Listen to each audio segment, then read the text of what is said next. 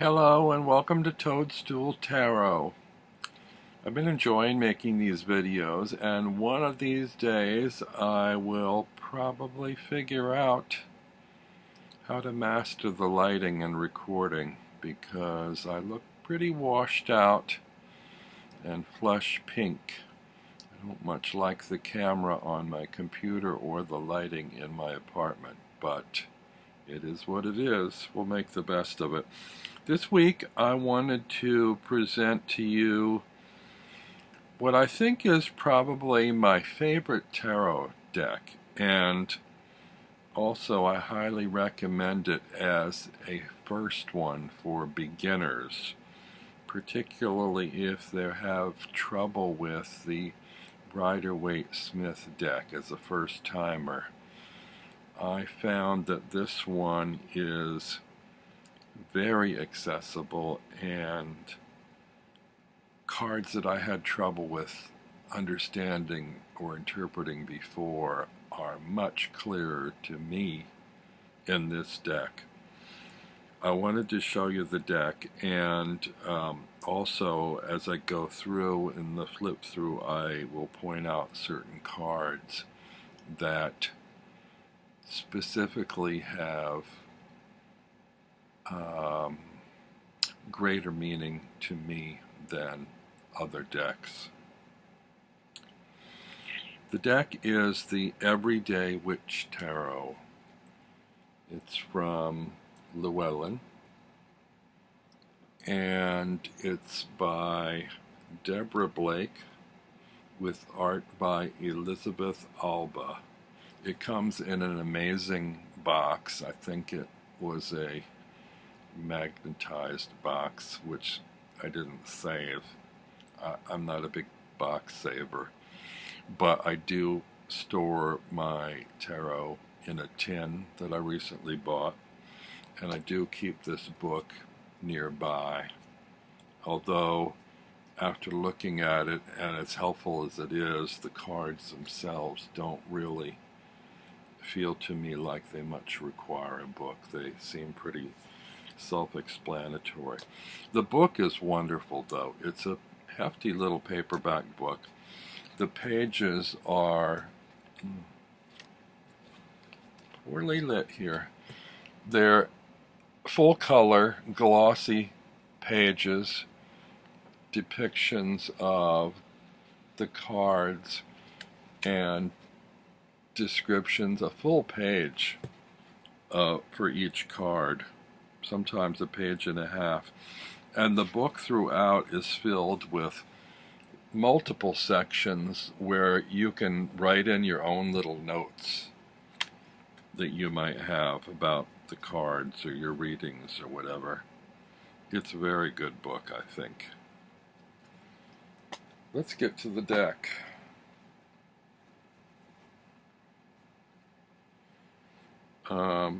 The cards are not as substantial as I would prefer.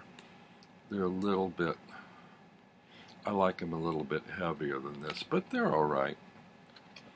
They're semi-glossy, and these are the backs.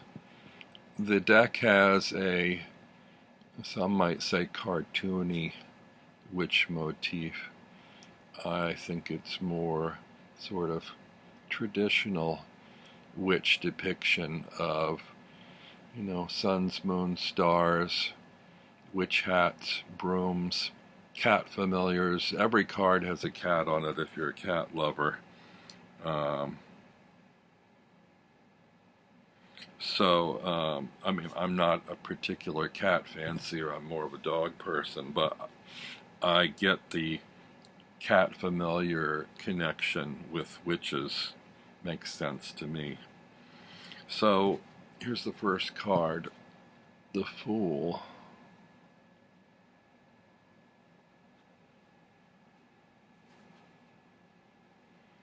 The Magician.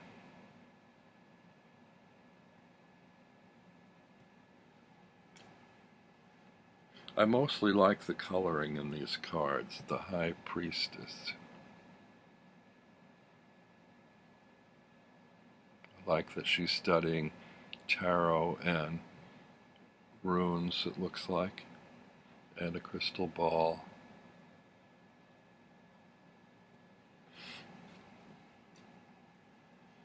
The Empress. I'm not that fond of this Empress.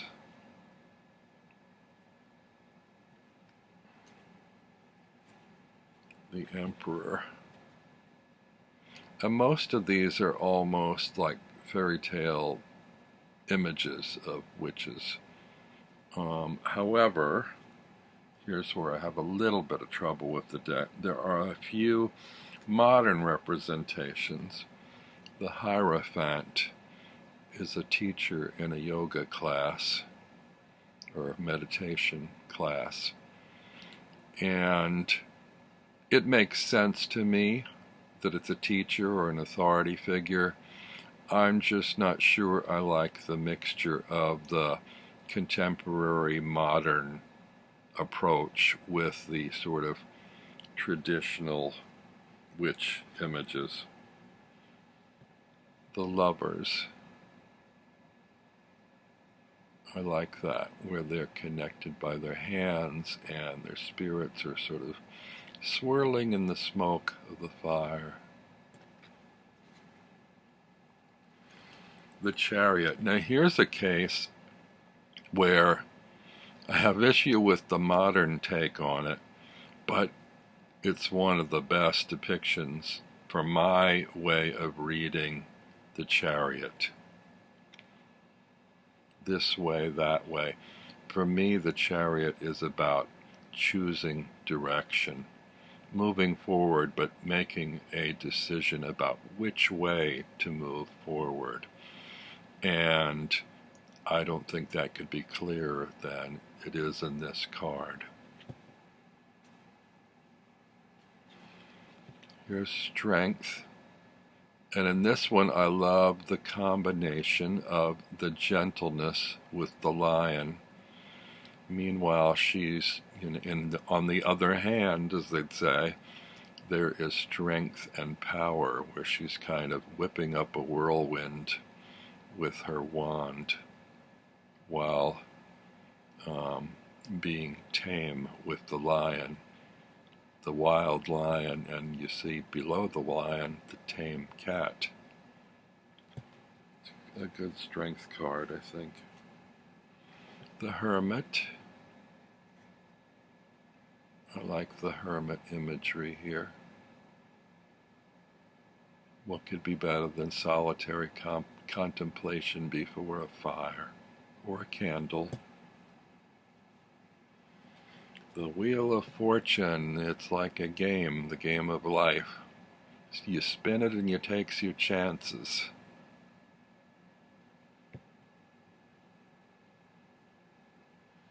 I also like the playfulness of the cat on the floor with, I guess they're dice.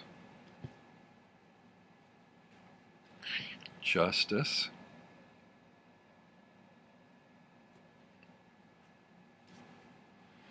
The Hanged Man. I love this one too because he's hanging there, he's all locked up, chains and locks, but you notice in his hand he holds the key. We hold the key to solving our own problems, even while we're in suspension over what to do. This is my all-time favorite death card of any deck. Maybe the card I identify most with in this entire deck. To me, this says, when one door closes, another opens, as you can see behind the death figure. The death figure has a vague sort of mask that sort of obscures what death is about, who death is, how death comes. And the transition from where you are to where you're going is barred or blocked by a barrier, a rope that must be severed before you can move forward. And all this is in a field of mist which sort of obscures what our notions about death of that passage might be. Also on the floor you have a cat playing.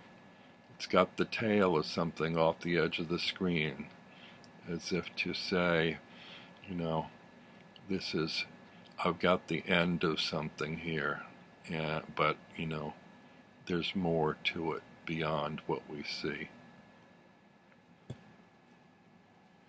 Here's another modern one, temperance.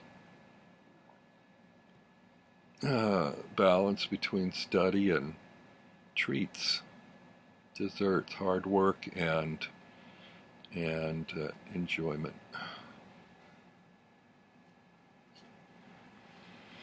The Devil card. No, I don't know if I really like this depiction, but it says to me what the devil is all about. Temptation. Resisting temptation, dealing with being tempted. How do you go about handling that? Here's the star, and no pictures with water. She's standing in the water, but it's very much an as above, so below energy balance kind of thing. The tower. This is a curious tower because most towers depict people as a victim of the tower's destruction. In this one, she's sort of mischievously, possibly in charge of having created that shake-up. She's wielding a wand and looking at us like, oh, you saw me take that down? Yeah, I did that. I've got the power to shake things up.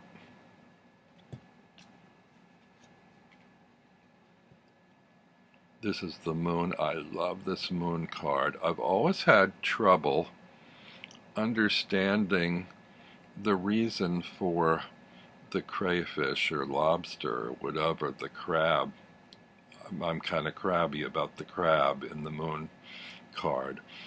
But this one I really love. One thing I've noticed in the Rider-Waite that works for me, there's a kind of a duality. You've got the two towers on either side of the path leading ahead towards the moon. And on one side, you've got a dog on either side, but on the Rider-Waite, it looks like one is a wild dog and the other a domestic dog. So I see that as this duality of natures between instinct and reason. And here you kind of have that too. The reflection of the domestic cat is a wild panther in the water. So I really love this moon card. The sun, celebration of the young witch, the mother, and the crone. Judgment.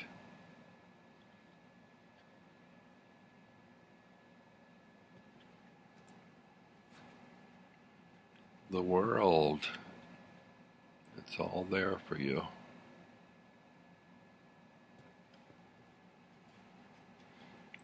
Now the minors. Ace of Swords.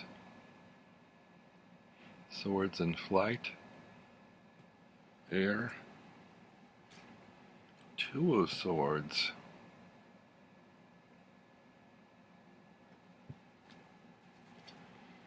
Three of Swords. I love that picture.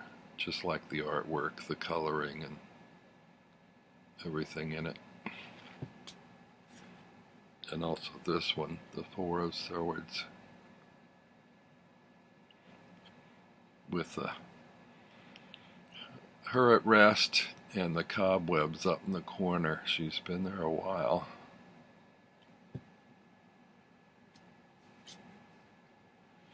Five of Swords. Bubble, bubble, toil and trouble.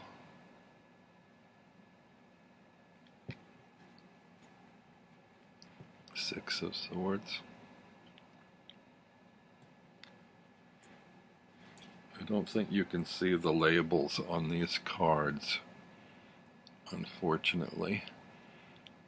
They just, it's in very small script. It's perfectly readable, but the camera's not picking it up. So I'll continue reading out the numbers for you as we go along. 8, although you can figure it out just by counting the swords. 9,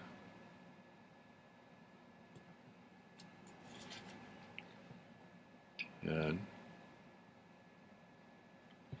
Try to pick it up a little bit. We're already 16 minutes into this video. I didn't want it to be that long, but I did want to share this deck. That was the page. This is the Knight. Queen. King. Plotting out his plan. Ace of Cups. 2. Another modern one I'm not thrilled with, but 3 of Cups.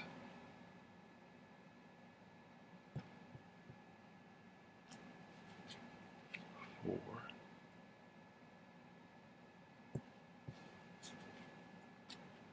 5. 6. 7. I love this 7 of Cups. Just like I love shopping in little occult shops. There she is with the shopkeeper and all the choices. When you go in a little tarot shop, trying to pick which cards you'd like to take home, or which herbs you'd like to buy, which tarot tools. At some point I'll do another video showing my particular spiritual tools. We all have them. 8 of Cups. 9. 10.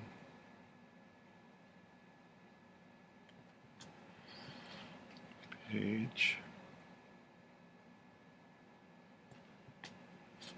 Knight.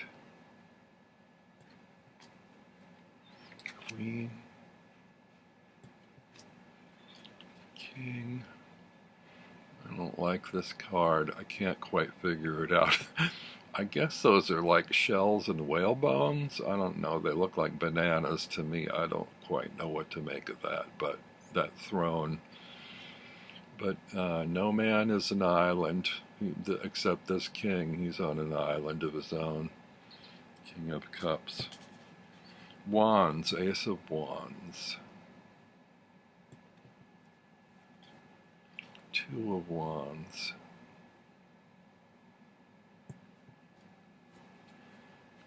3.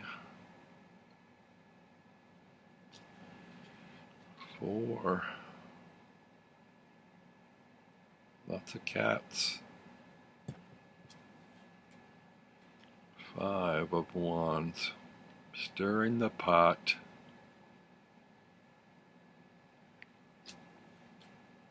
6.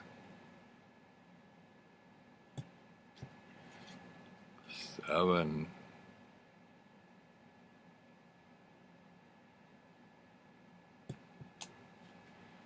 8. Another whirlwind. I love spiral energies. 9. 10. I love that he's going uphill with the wands. It's an uphill battle. myth of Sisyphus and all that. Page, knight, queen, king,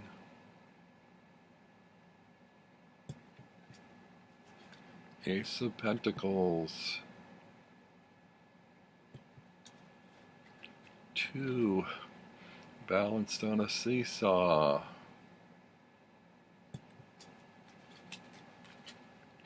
3, casting spells,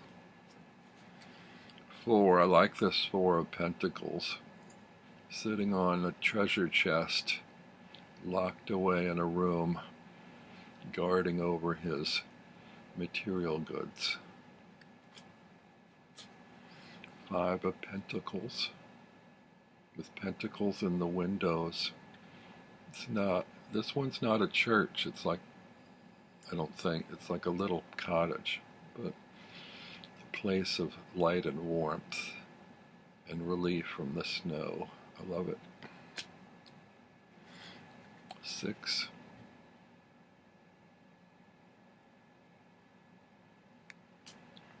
7,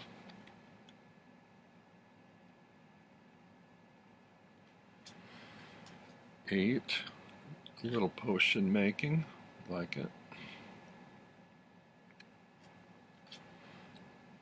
9, bit of a break, some study.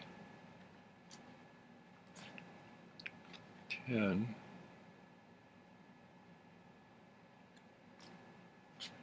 page, knight, queen, and king. You can have your cake and eat it too. So that's the Everyday Witch from Llewellyn. I encourage you to seek it out and put a copy in your collection. Sorry this video ran a little bit longer than I've been doing, but I thought it was important for you to become familiar with this deck. If you like the video, don't forget to click on the like and subscribe and hit that bell so you get updates and notices. Thanks for tuning in. Till next time. Bye-bye.